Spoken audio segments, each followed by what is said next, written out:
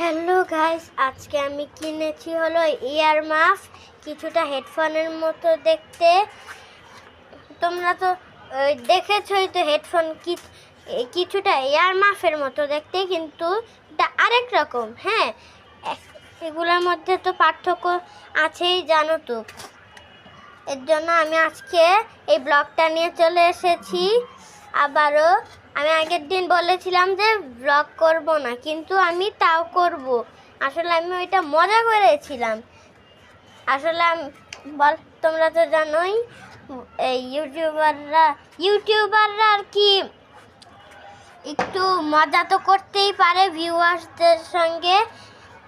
আশা করছি তোমাদের এটা ভালো লেগেছে। এয়ার মাফ সবাই লাইক করবে, নিচে তো দেওয়াই আছে সাবস্ক্রাইব করবে।